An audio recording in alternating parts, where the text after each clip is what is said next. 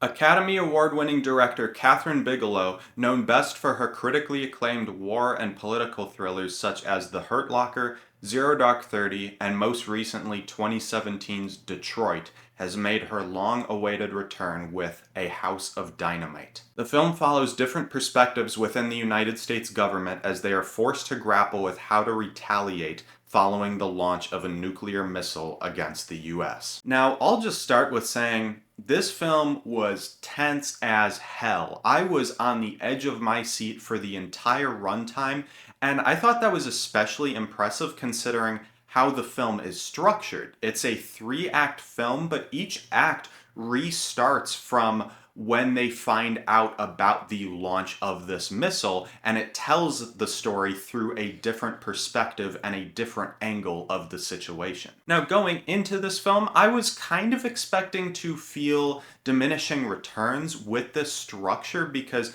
you can probably imagine seeing these events unfold over the first 30-40 minutes and then rewinding to the start of it again from a new perspective and just not caring as much. And I will say, I was probably the most tense in that first act because that was the first time I was experiencing these events, but the film was still able to keep me fully scared shitless in the second and third segments as well. And that's largely due to the fact that I think each of these perspectives is doing something slightly different. It's doing something new, giving you new information. The first act is largely about finding out about the missile launch and then trying to strike it down. The second act is largely about trying to find out who shot the missile at the United States because they don't know.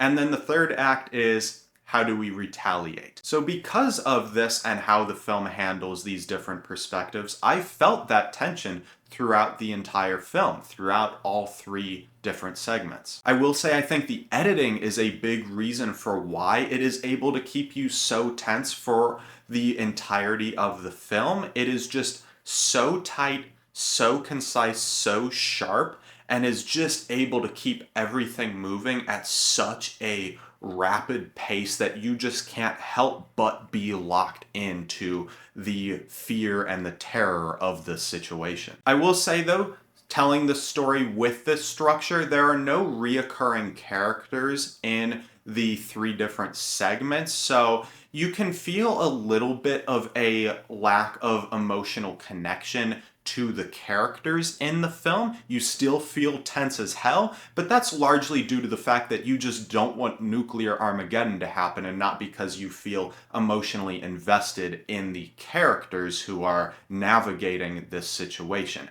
I think the film could have done a little bit better of a job at maybe tying in some common motifs, some common themes about the characters in the films across the three different perspectives to just have a little bit more of a connective tissue. And because you don't really have that strong emotional connection with these characters, whenever the actors are doing a really good job at the emotional scenes, showing genuine fear and worry for their families, or just worry for, are we doing the right thing by retaliating here, you feel more like an observer from a distance and you're not feeling those exact emotions with them. I will say at certain points in the film, I was struggling to see the deeper meaning, the reasons why Kathryn Bigelow is telling this story other than just to scare the shit out of you, which it does marvelously.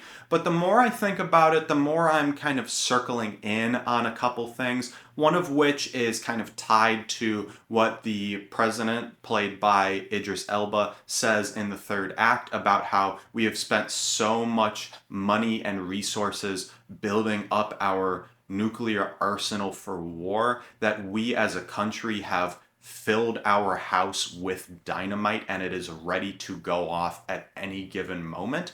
So I feel like this is Bigelow speaking to the fact that we need to de-escalate the tensions between countries in the world and work to a degree disarmament. Another one that I was kind of picking up on was the characters are always talking about retaliation before the missile even lands in Chicago. So the fact that they don't know who even launched this thing and they're talking about retaliating so quickly, you as the audience start to worry that this is the wrong decision and this is just going to destroy the world with nuclear Armageddon if we do retaliate like this against an unknown enemy, basically. And because the president and the government officials surrounding him, for the most part, are characterized as being very competent, very level-headed, and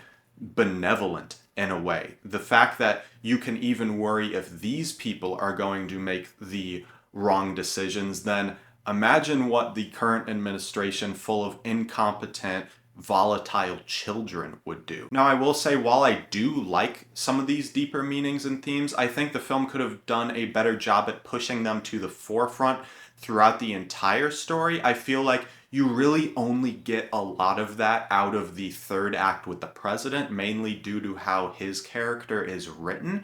So I think the film could have done a little bit better of a job at making that a theme throughout the entire story. But overall, the more I think about what the film is doing and saying, the more I like it. The ending, I have mixed feelings on because it gives no catharsis. It has no closure to the story, so it can feel kind of unsatisfying.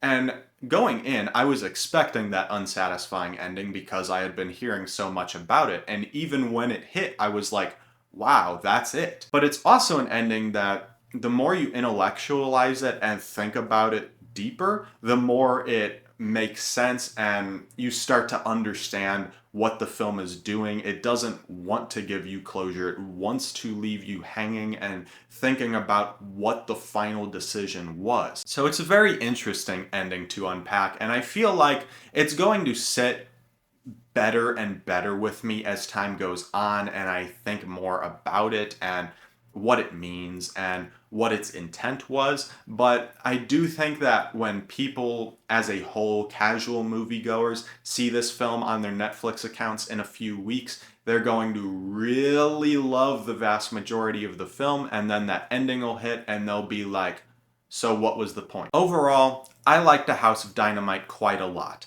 Yes, there are flaws in the character depth and the lack of genuine emotional connection to everyone on screen and what they're going through personally, but I felt as a whole it was just so effective as a thriller and making you feel so scared about what this situation would look like in real life. And I think it gives you enough to chew on after the credits have rolled to where you're going to be thinking about the infrastructure in place in real life and the decisions that would be made in a situation like this if it ever occurred. And so because of that, I would give A House of Dynamite 4 stars.